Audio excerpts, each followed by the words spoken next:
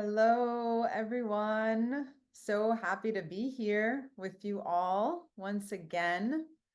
In deep, deep gratitude to Polestar and Brent Anderson and Shelley Power that trust me with the webinar. I'm always in awe and such a blessing. So much soul family here at Polestar. Really, really grateful to get to drop in with you guys today, especially about this topic that is like yeah, it's such a big part of my life, has been such a huge part of my life, so I'm really looking forward to diving into this topic. So we're talking about teaching mixed level group classes in a post rehab setting. So I just wanted to unpack that a little bit. I also just want to acknowledge the diversity of experience, of background of all of our viewers that are on all of the time. And it really is a reflection of the student body at Polestar in general, of the community of Polestar, where perhaps some of you are really experienced clinicians or Pilates instructors, yoga instructors, gyrotonic, right? And others, might just be starting, might just be recent graduates, or even going through the teacher training as someone that is new or is a career changer.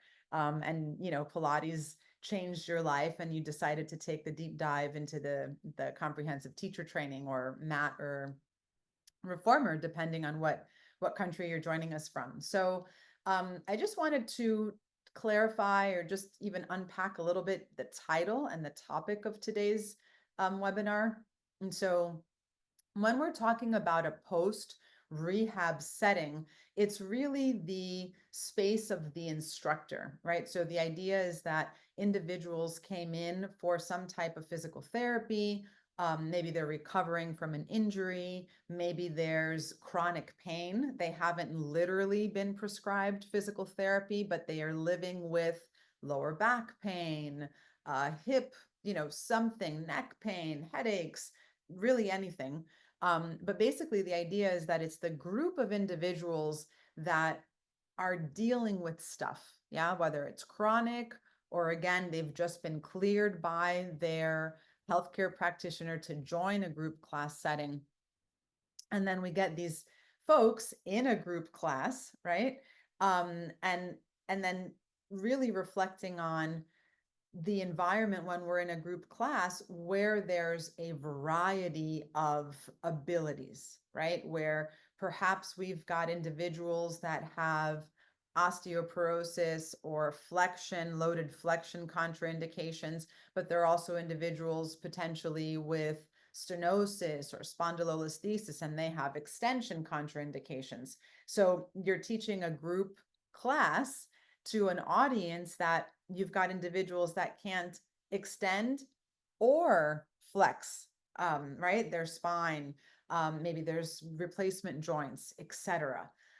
So at Polestar, just to kind of give context to the topic, it very much illustrates the environment and the Polestar model. So at the Polestar centers around the world, are studios, if you will, or studios that offer Polestar comprehensive courses. Oftentimes, there's a team of physical therapists, maybe osteopaths or chiropractors or acupuncturists, depending on the studio. There's a variety of different ways that this shows up. But the idea is that there's a group of healthcare practitioners, and then there's a fitness environment. And so people will come in sometimes when they come in with injury or with something chronic, and they'll come in through the healthcare part of it and then move towards the management part of it, where again, they've kind of graduated, if you will. They've been given clearance to join a group class setting. And then we're the instructor and we show up to teach a class. And if it's a group class, most often it's going to be reformer or mat. And nowadays, there's even combination classes of reformer, chair, mat. Maybe there's a circuit class, right? Not as common, but something that I know at Polestar we feel really passionate about, creating more and more circuit classes. And so I'm really going to be speaking today more so to the scenario where everyone's doing the same exercise, as opposed to like a circuit style class where you might have 10 students in the class with 10 different stations, and every station is a different exercise, right? And if you've never seen that, I'll take the liberty to plug one of my classes on Pilates Anytime, where I do teach a circuit class on all of the apparatus, and everyone's doing a different exercise at the same time.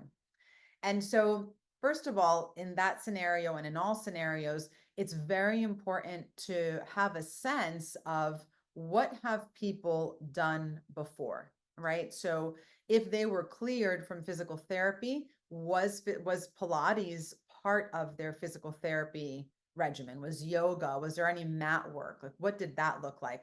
Sometimes we have the benefit of knowing that information, and we even like triage with the physical therapist, with the other practitioners. Sometimes we're teaching, like at a YMCA or at a community center, and we don't necessarily know all of those details. So obviously there's a lot of variables, like how many people are in the class.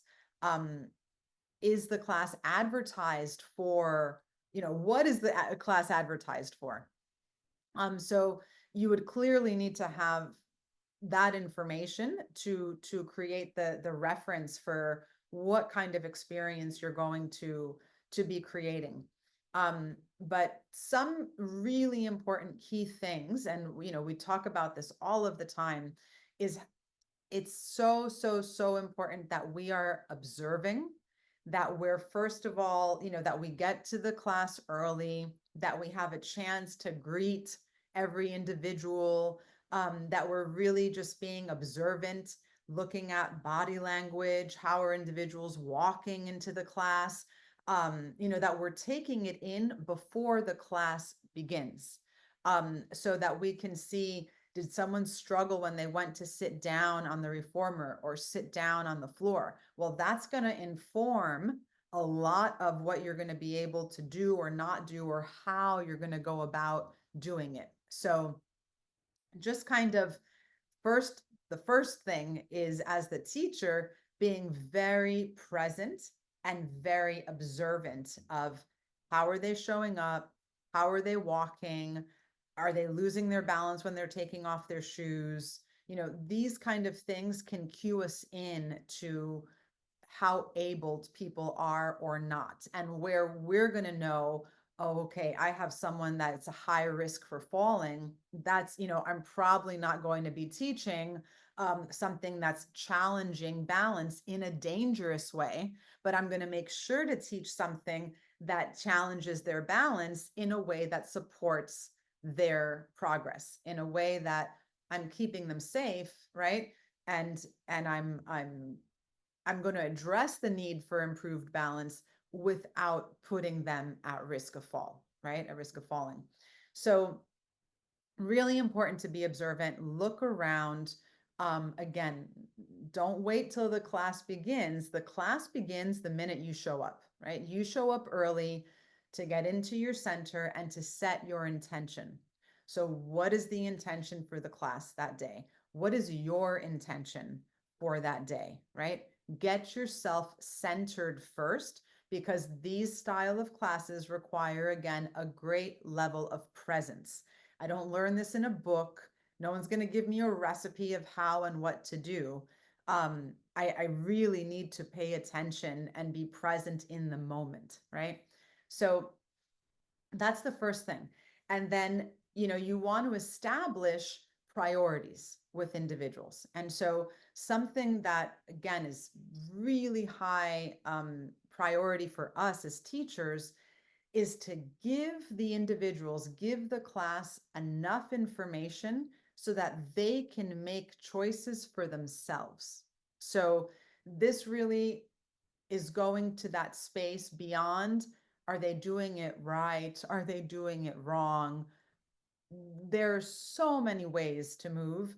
And the more observant and the more presence that you arrive with, the more you're going to take away and notice those subtleties and notice those differences, so that you can appreciate them, right? and get beyond this idea of I'm going to teach you the right way to do it, and instead approach it with what information can I offer so that person becomes more aware, so that they're in a state of heightened awareness through the practice and they can make the best choices for themselves. Because ultimately, the class is like a retreat, right? The class is the break. You get to lie down. You've all, I hope, right, have had that privilege of just being told what to do. You don't have to think, right? Um, but you can invite them to become observant. And so, what are some things that we want to ask them to notice, right? What are some kind of ground rules that we can set for a group of people? Ones that I do personally are always like, the only rule here is that things feel good, that you're able to breathe, right? If you can't breathe there, then don't be there. Yeah. So notice that you feel comfortable. Relax your jaw. Allow yourself to release. You might know that at Polestar, when we're doing program design, we start in supine. We start lying on the back. People walk into a class and they walk in with all of the history of the day, of the week, of their life, of who knows what individuals are going through. So when they come into the space that we're creating for them, they get to lie down on their back and just literally decompress. But you want to make sure that they're comfortable. Do they need a pillow under their head? And oftentimes, if individuals are used, they're adapted to being uncomfortable in their bodies, they're not even aware that they're uncomfortable until they start feeling more comfortable. So sometimes individuals might lie down and not even know that they need a pillow under their head. But we can again observe and quickly just kind of take those few moments of go ahead and lie down on your back. You can lengthen your legs out, bend your knees and place your feet on the floor. Do whatever feels best for you. How do you get the fidgeting out? Figure out the easiest way to lie down where you feel the best. You made it. You have arrived. And as you're doing that and just kind of welcoming them to themselves, ultimately, right, is what we're doing as movement teachers, you can walk around the room and get a feeling. I often will just pick up a bunch of props as I'm walking around if it's a big room, so that I'm ready. If I see someone who's got their, neck, the cervical spine is in some extension when they're lying down, and I can just kind of whisper to them, go ahead and lift your head up and slide something under them, and then let them know, feel free to remove that if it doesn't feel good. So we really want to put it back on the students in the class or on the clients, this idea of only you can know what feels good to you, right? And again, having compassion, having empathy to realize that oftentimes it's the only hour of the week um, where they get to pause and pay attention to how they feel in their body. The more they come to class, the more they practice, we hope that there's an overflow into their life and they start adopting it as a lifestyle. But sometimes it's not. And sometimes individuals don't know what they feel, and that's okay. So we want to have empathy. We want to be compassionate with them. Sometimes individuals, I've memories, experiences where I can clearly see that someone would have more distribution of movement, right? More of an optimal spine position if I could just lift their headrest or put a little something under their head, but they prefer not to have it. And so at that point, you just have to respect that person and not create a power struggle, right? So it's like I don't know if it's a fine line. It really depends on personalities. It can be a fine line sometimes, this balance between establishing yourself as the authority and the leader of the class, and yet also honoring each individual's kind of authority and that internal locus of control that Brent so often talks about, right? And so in these group classes, it's so important that we keep cueing and continuously refer back to notice how that feels, right? So that's just a little bit about setup. We start in supine, lying on the back for a number of reasons. It's also a wonderful place to say, notice that you can feel the back of your head. You can feel the back of your shoulders and your upper back. How much of your back can you sense against the floor? All right. Or the reformer, whatever apparatus you're on. Notice the weight, the width of your pelvis. How are your feet lined up relative to your pelvis, your shoulders, and your head? So you start cueing them in based on what they feel. And for some individuals, they feel a lot and the feedback is clear and they can really sense where they are. Other individuals can't. And maybe we've all experienced this. I know that I have, where on some days it's very clear where I am in space and how I'm lining up. And then other days, not so much, right? And so again, that kind of compassionate knowing that everyone's having their own experience and every unique experience is valid. Really wanting to honor that so that we're creating a safe space where movement equals safety. Movement equals I'm taken care of. Being in my body means that I can feel good, because oftentimes individuals in this post-rehab setting have created a paradigm based on their past experiences where being in the body doesn't feel safe, right? Where it's dangerous. I was just having a conversation earlier today about having PTSD after having given birth with a pelvic floor specialist, right? And a patient that is having a lot of trauma in her body because her birthing experience was so traumatic. So we don't always know this stuff, all these details about individuals. So really coming in with that level of presence, knowing that I know enough to know that there's no way that I can know the ins and outs of all of these individuals' nuances.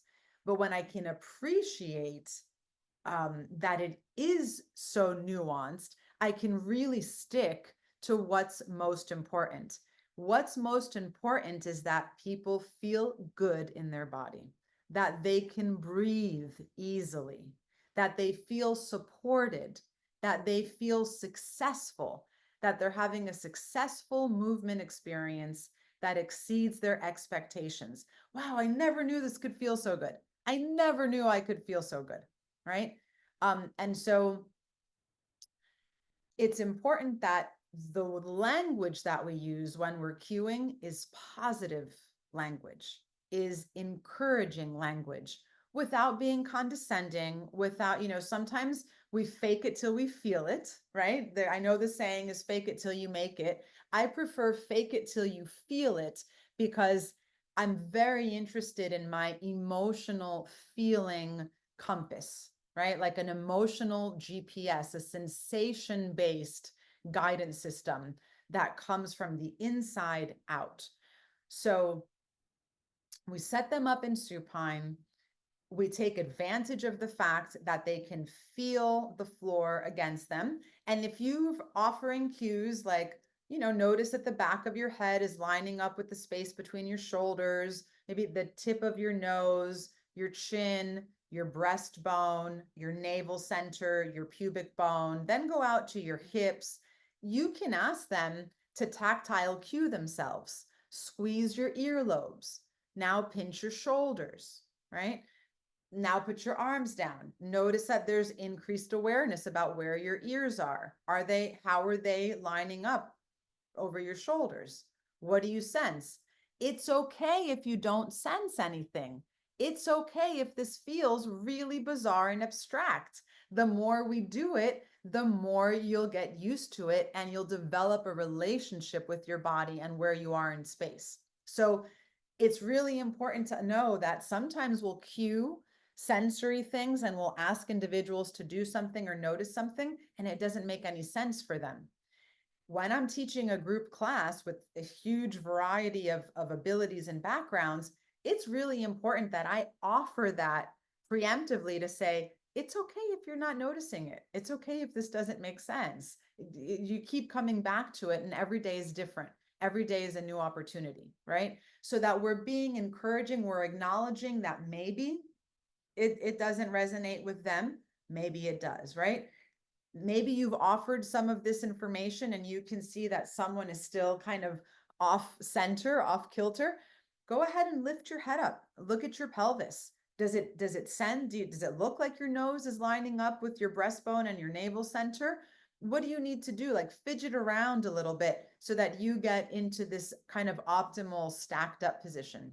Notice that you're ultimately standing in really great posture. You're lined up in really great posture, but you get to just let go and let gravity support you. It's effortless right now, right? So that when we start moving into different body positions, we can reference back that effortless posture that the floor or the props or the reformer, whatever it is that they're lying on, was providing for them, right? So we're creating a vocabulary and tools and references throughout the class so that they can check in with themselves, right? Super important. Sometimes mirrors are helpful.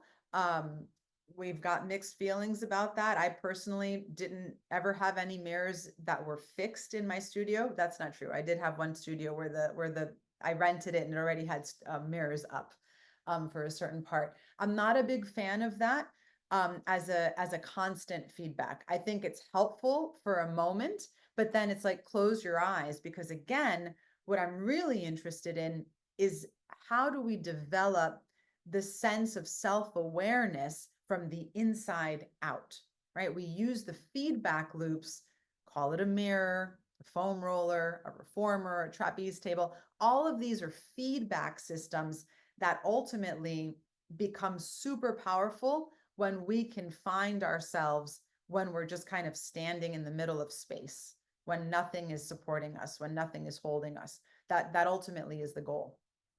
So let's say it's a reformer class. I did want to talk about reformer class a little bit just because they are so popular and it feels to me like they seem to be growing. Simple things like, you set up the group, place your feet on the bar. Again, notice how you're lined up. Use your hands. With your hands, measure the space on either side of your hips. Do you have an even amount of mat or carriage space on each side of your hips? Bring your hands up next to your neck. Do the shoulder blocks feel like there's an even distance on both sides of your neck? So you're teaching them, again, how to use the machine, how to check in with themselves about where they are in space. You're going to press down into the bar, lengthen all the way out, and just stand there for a moment. Notice that you're standing, right? Footwork on the reformer is sit to stand. We're going from a seated posture, depending on the distance of the bar. It might be from a deep squat all the way up to standing. It might not, right? If we have a hip replacement, it's really important that we know our contraindications, those things that we're not going to modify, right? So if someone has an anterior hip replacement, maybe we don't even know, let's say. So best case scenario, we have information about the group that we're working with. Sometimes we don't, right? But we can see and tell, like they don't have any, if you can tell that their springs are already stretched out and they haven't gone anywhere, maybe pull the foot bar away from them just a bit. Just go over to them, bring your feet off the bar for a second, move the bar, bring your feet now. How does that feel? Oh yeah, that feels more comfortable. Because if you're starting and you're already in tension, again, that nervous system is going to be wound up. So wanting to have those opportunities in the very beginning where we can go from the least amount of effort, lots of support, and then slowly progress to less support, less feedback, moving into challenge, right? Challenging awareness, proprioception, where am I in space? How am I setting up? But also challenging ability, balance, control, etc., right? So press all the way out to standing. I've just cued them in. Notice that you're standing. You happen to be lying on your back, but you're actually standing. This is a revolution for your nervous system. When are you ever doing this in your day-to-day life? Like, get excited about what it is that you're doing in the class. That's going to get them to go, wow, this is really neat. No one ever pointed out. I just kind of do it and it feels all right, but no one ever pointed out that I'm actually lying on my back and I'm standing. How do the shoulder blocks feel? Is one shoulder block heavier than the other? If it is, notice if you can sense that there's more weight in one leg or under one foot than the other. What can you do to balance that out so that your shoulder blocks feel more even and balanced? Use the equipment to create the feedback to educate the client, because the more tuned in they get to those kind of details, the more tuned in they get in general, right? And then it becomes easier to manage a big class. Give them time. Oftentimes in these mixed level classes, I prefer to see less exercises and more repetition with meaningful cueing. Not no counting. It's actually one of my pet peeves.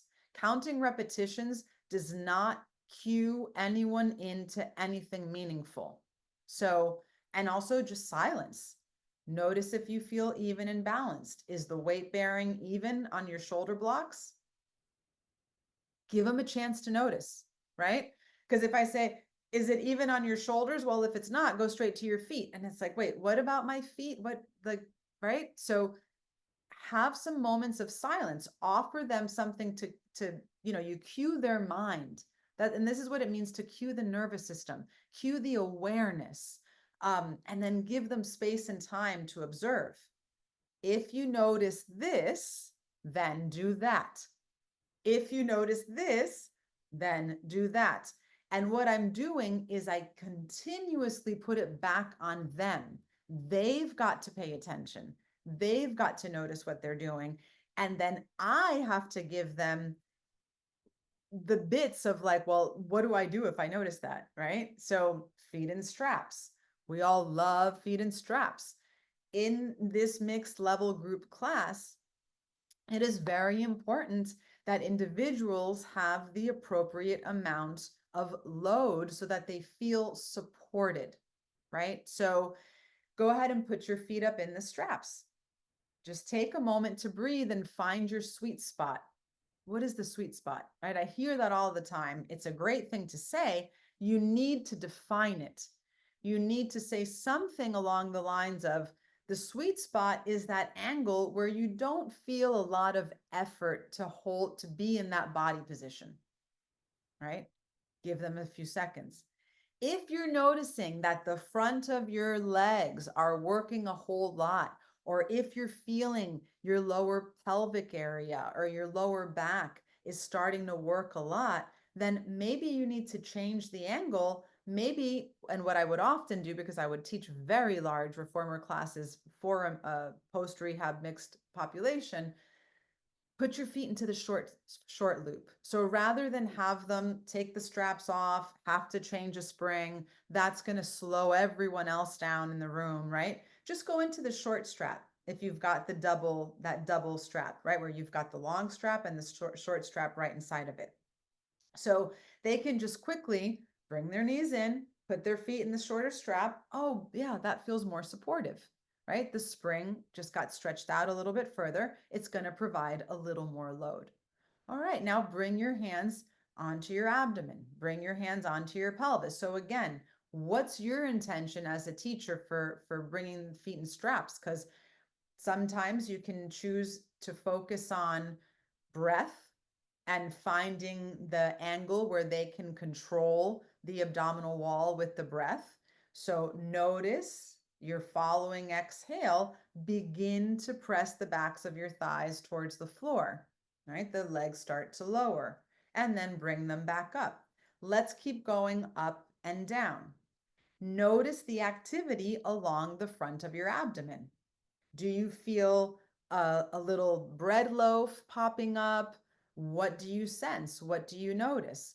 Right? Feel around to your lower back.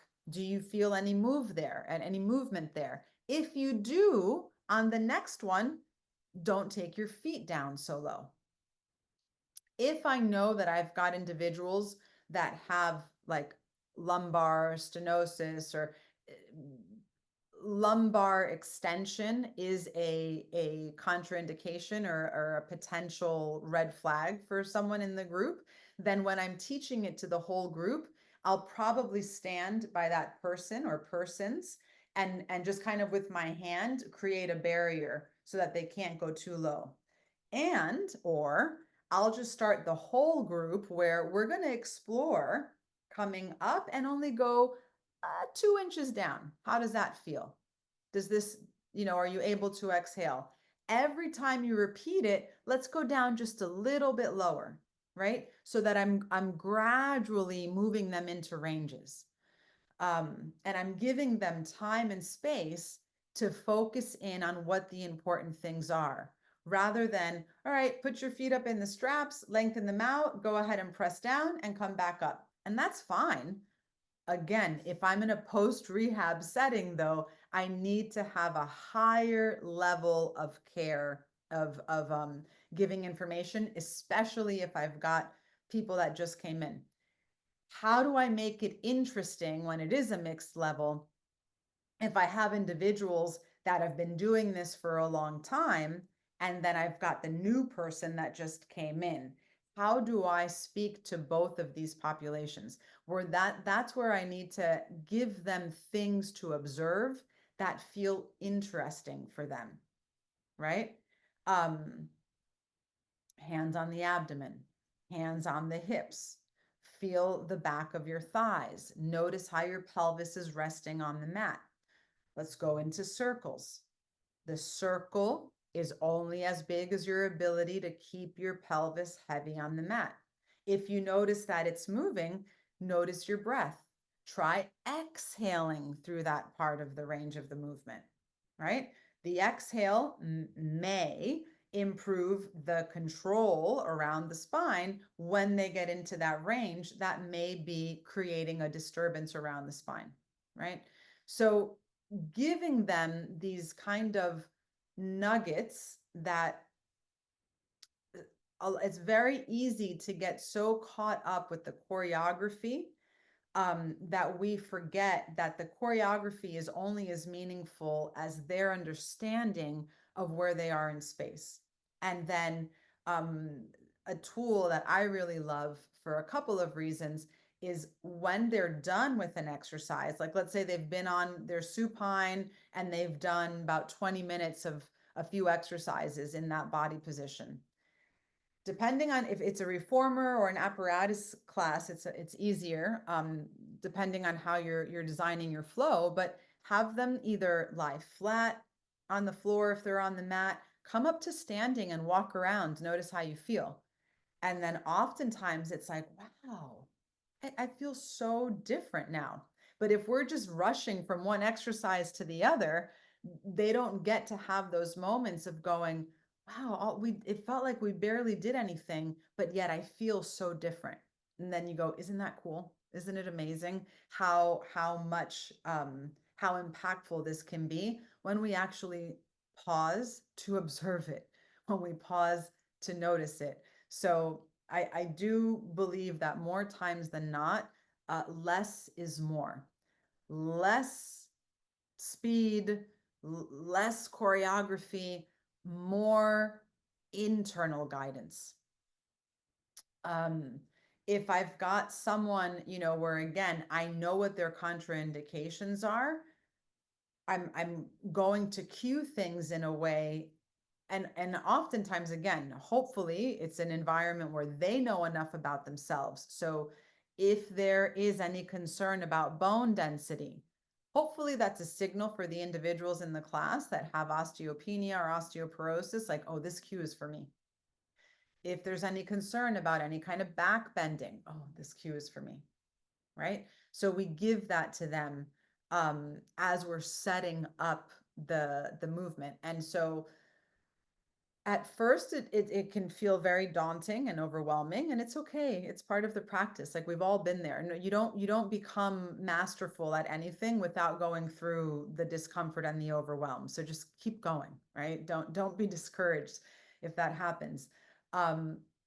Because it's a beautiful thing as we become more masterful is to actually be able to keep it in flow. So you get a group moving. While they're moving, you're giving them the information as opposed to stop the movement. Now I'm going to give you a bunch of information and now you're going to start moving again. That's okay. And that's oftentimes is where we start, especially when we're students. And that's why it's important to have family members and good friends that'll be your guinea pigs so that you can start finding your words and stuff. And it's really exciting when we can start like, okay, doing something that is simple enough. I've got the group moving, and while they're moving, I'm going to start offering some information about different things that they might be feeling. For example, let's say that we're doing bridging, okay? So we're going to press down into the feet, allow the pelvis to roll back as you begin to peel your spine off the mat, only going as high as it feels comfortable, and then slowly come back down again. Notice that you can breathe. If you feel like you might start to cramp, maybe move a little bit faster. Maybe don't go up so high, right? If I know that there is a concern about someone peeling up and going into faulty movement, when I start teaching the bridge, let's press down into the feet, peel the pelvis, and come back down. Press down into the feet, lift your pelvis off the mat, and bring it right back down. So we're only going to start with the pelvis. Notice how that feels. If that's feeling good, the next time that you repeat the movement, peel up just a little bit higher and come back down. If there's any discomfort, then only move in the range that feels good to you today. Noticing that after a few repetitions, your range might change. It might change right now in real time. It might not, and that's okay. We'll notice it next time. Do this at home, right? It's a great way to set someone up with some homework exercises. Notice how it goes at home. Sequencing is also very important. We know that, again, if we're going to generalize, most individuals, all individuals in the Western world, right? We all need improved hip mobility, thoracic mobility, right? Those being two huge ones: hip mobility, thoracic mobility. And it's a great thing to end in standing, again, for multiple reasons. Standing is functional. What people are going to have to walk out of the studio to get to their car. Does that mean that every class has to end in standing? No, not in real life. If you're a student and you're going through the course, in order to successfully pass all of your homework assignments and do well on the exam, yes, your programs always finish in standing, because remember, when you're a student, you're learning how to prescribe movement to re-educate the nervous system. And our goal is function. Our goal is spontaneous movement in life, right?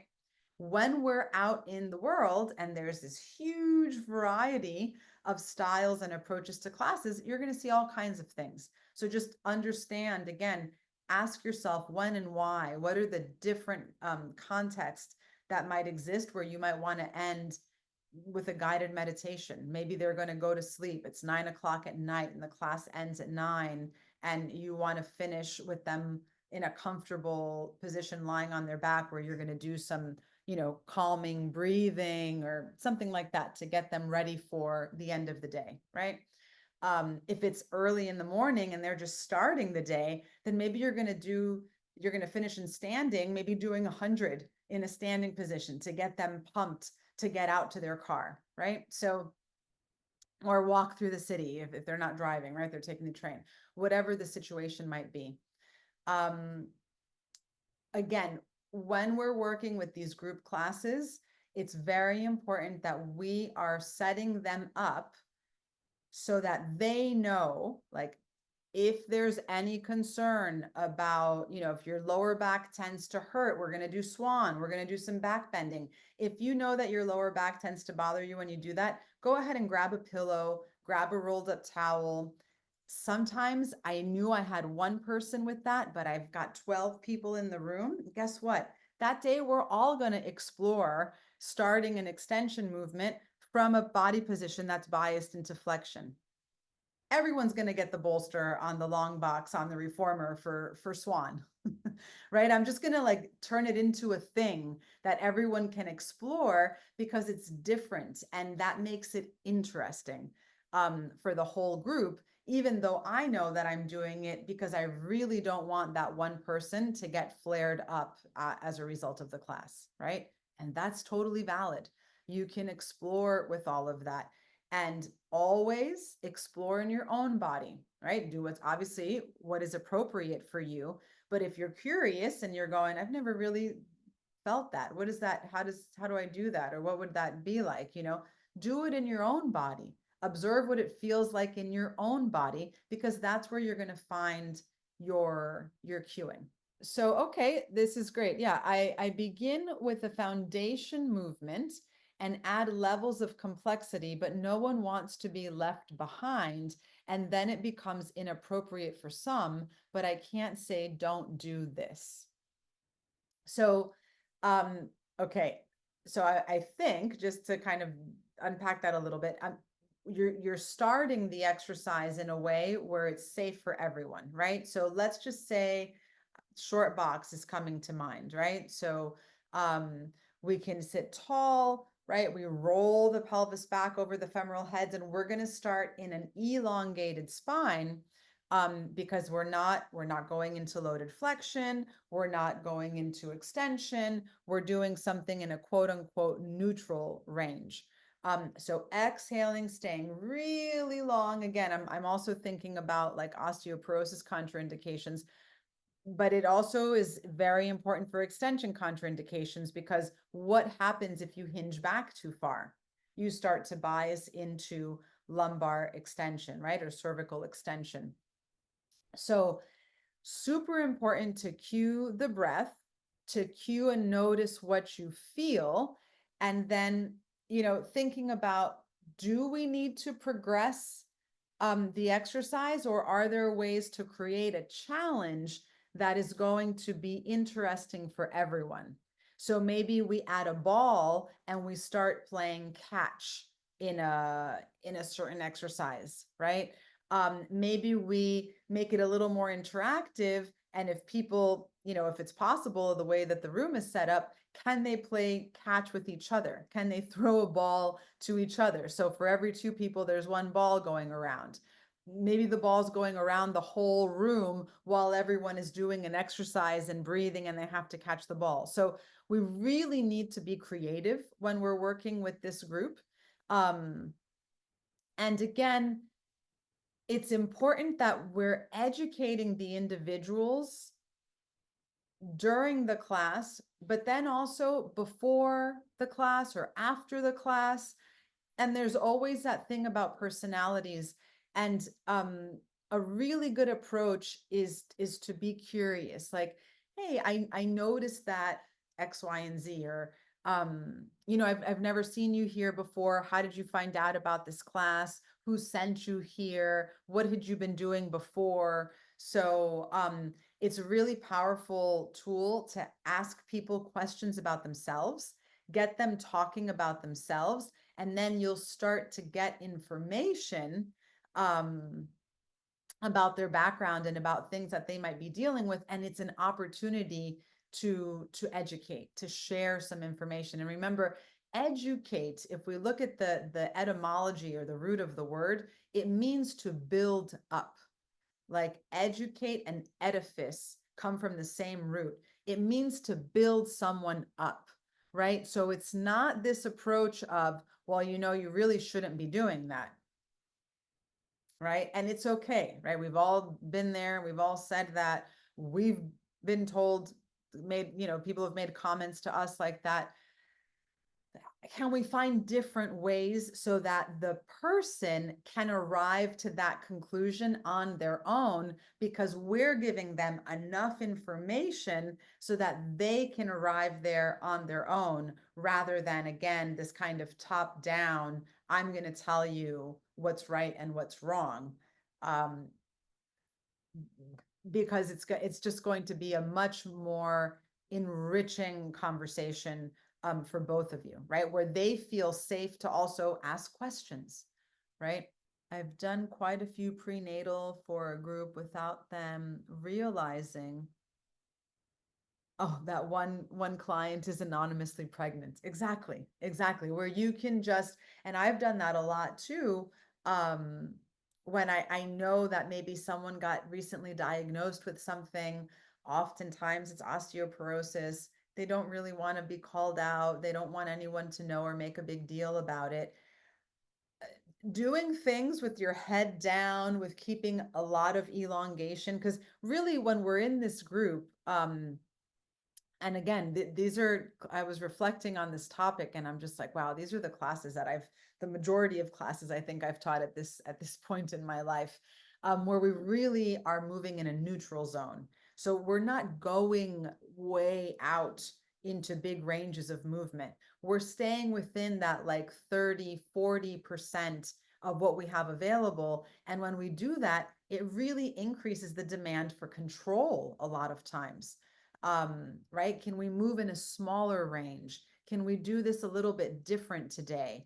And again, offering it out. If you'd like more challenge, you can try adding this thing, depending. And I feel like my own, we all have our own styles and not everybody's going to like your style, and that's fine. That's really, really quite fine. That's the beauty of all of the variety of individuals and ways of approaching things. Again, I'm very interested in the challenge coming from understanding where I am in space and where a movement is coming from. How is this movement initiating? So if I'm moving my leg, I'm really bringing them to the hip. I'm really wanting them to observe that the only reason the foot moves through space is because it's attached to a hip up above that's in the pelvis, which is part of the spine. So continuously coming up into the center of the body. And I hear that said and thrown around so much, where we're moving from the inside out, or we're moving from the center out towards the periphery. What does that mean? How do we teach that? So if we're doing an arm movement, I'm really wanting to cue the shoulder. What is that? What does that mean? Is the shoulder blade gliding on the ribs? Where is your breath? Are you breathing? And yeah, sometimes you just make the movement really simple. Again, you just get people moving in a range that's safe and appropriate. And then while they're moving, you start adding the things. Notice if you feel, arm arcs. Notice if you can sense that when you reach your arms up and over your head, there's a change in the way your ribs connect to the floor. When your arms come back down at your sides, is there a change in the way your ribs connect to the floor? So I'm not even telling them what that change is. I'm cueing them in so that they can notice it for themselves. And sometimes it's like, nope, don't really notice it. And that's like, okay, that's okay. Because what matters is that you're pausing to tune in, right? And so now let's make the range of movement smaller. In that smaller range, can we move a little bit faster, right? Because remember, we can create challenge not just with complexity of choreography, but we can create challenge with speed. The speed is going to change the load of the movement. So can we move in a small, can we, inhale and exhale and do something? So there's a lot of different ways and tools. Struggling with teaching with all of those cues, it seems a bit challenging that I don't know if I can do it, but I'm hanging in there. Exactly. Continue to hang in there. And you don't need to teach with all of it at once, right? And I think that's what happens, is that we get so excited because our awareness has grown. We're able to pick up on so many different things. So then we feel like, oh my God, I've got to give everything all of the time. And no, you don't, right? So it's okay to choose. Like sometimes I'll choose to teach the whole theme of the class will be aligning the back of the head, the space between the shoulders, and the sacrum. And then I'll do another exercise and I'll switch it to the crown of the head, the space behind your nose, in between your ears, through the center of your throat, out behind your pubic bone or in between your pubic bone and your sacrum, out through that space in between your sits bones or out through your tailbone. You'll find your words, right? You'll find the way. Or then I'll bring it to the front of the body, the tip of your nose, the breastbone, the navel center, the pubic bone. Bring it to the side of the body, the earlobes, the shoulders, the ribs, the hips, the ankles, right? There's so many different body parts I just mentioned. I'm cueing the same thing. I'm cueing them in to become aware of their central axis in over and over and over again, right? So for some people, they'll be like, oh yeah, I totally can get where my nose is and my breastbone and the front of my body. I can see it. For some individuals, they'll be like, oh, I get it more clearly when you cue the light out of the crown of the head and out through the tailbone. Oh yeah, my shoulders over my ribs, I can really feel that. And my ribs over my pelvis into my feet, I can really feel that. We all need that to get cued. And that stacking is super important for any population, right? And again, only as much as it feels good for you today, only as much as you're able to breathe there. Do your ribs change the so you can explore how when we're moving, how the ribs um change their relationship to the floor. So if they're lying on the side, and that's the whole thing, when I set the intention to show up with great presence and observe, that's going to ooze through my teaching. That's going to come out through my teaching. And it's because it's the way that we influence each other, right? It's like when someone is really positive and they're really loving and you're in your presence and you're just like, man, I feel good when when I'm with that person. Like I feel comfortable. I can relax, right? It's not because they're cute. They're not telling you to relax. They're not doing anything for you. It's because we can feel each other's vibration. We can feel each other. So when my intention is, I'm going to notice how people walk in. I'm going to notice what they look like when they're taking off their shoes. I'm going to notice what they look like when they're putting their bags down or picking their bags up, right? I'm going to get really curious.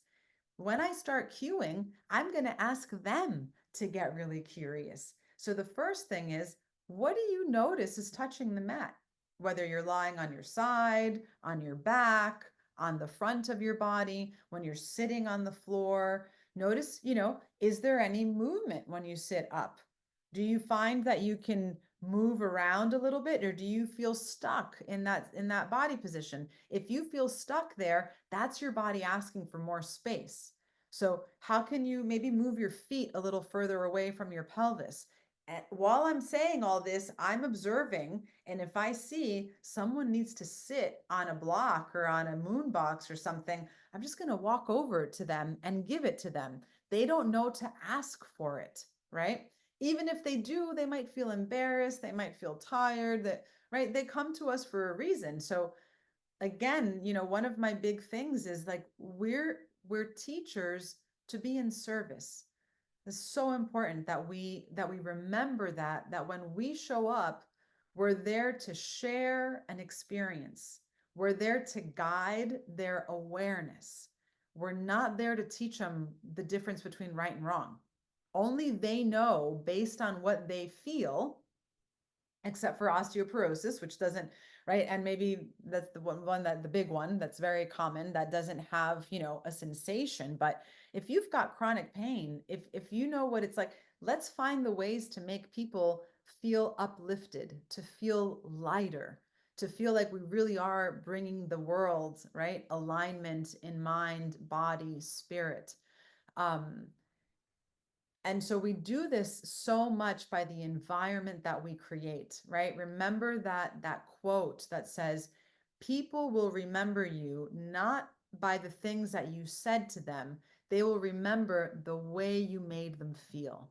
They will remember the way they felt when they were with you, right?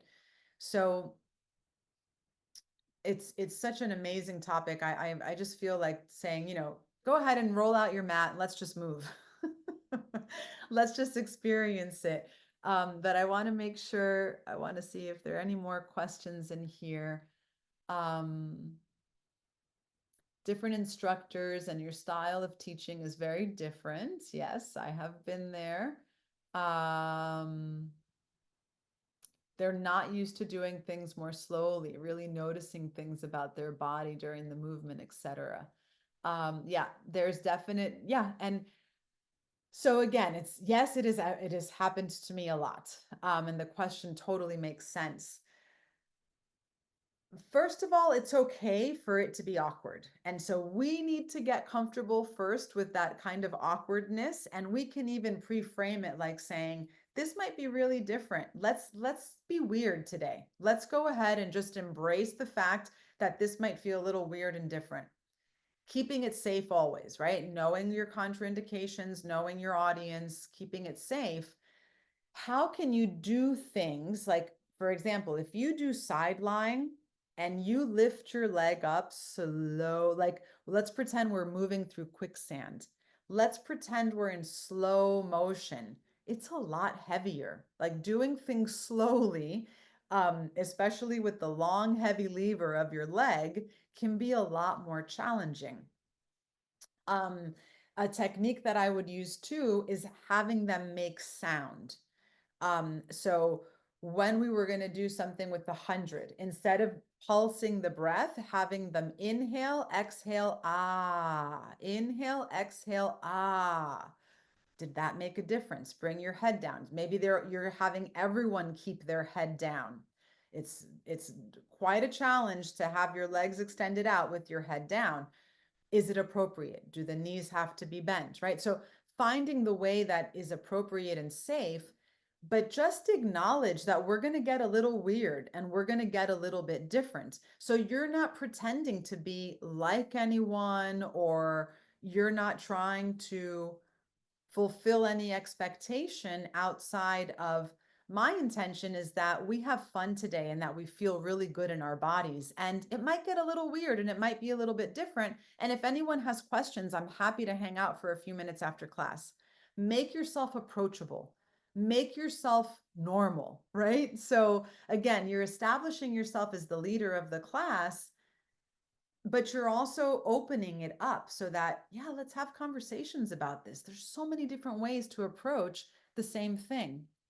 How to avoid people bringing politics. Oh boy. Yeah. You know, love. So, how to avoid people bringing in divisive subjects. We are here to integrate, to coordinate mind, body, and spirit. We are here because we have so many things in common. We all want to feel good in our body, and everyone is allowed to feel and experience what they are feeling and experiencing. And the only thing that drives out fear and division is love. And when we are moving from a place of connection and we want to connect to the class and we want to connect to the students, then we create an environment where they become softer and they become more open to that connection. So what are the things that we have in common, right? Because the truth is that we're all pretending like we know a bunch of stuff. My background is actually in political science, and I was educated to be a diplomat at the United Nations University. Um, and I can tell you that it's a lot of different perspectives at the table, and they're all valid. Everyone has experienced, we can go through and live through the same revolution, and I'm Cuban American, and go through the same experience in the world, same in quotes, right? Seemingly the same situation, and have completely different outcomes, completely different takeaways. What makes me feel good makes someone else feel scared. And that is okay, right? So I would definitely move away from assumptions. Um, and I would continue to remind everyone that what we take away, what matters the most in this life, is how connected we are to ourselves and as a result to each other. Because the truth of the matter is, if someone is out there struggling, I could care less who they voted for, what religion they are, what color their skin is. If they're hungry, I want to help feed them. I want to share my sandwich. It doesn't matter. Um, and that is the design. It is divide and conquer. Right? It's ancient. It's quite ancient. So I would continue to move into that space of love and connection. Um, and yes, thank you all so much for being here. Again, continue to do good. Continue to set your intention to bring more and more alignment and good feeling into the world. And that will drive out anything that is not in light, that is not in love. So thank you all so, so much. Thank you, Polestar.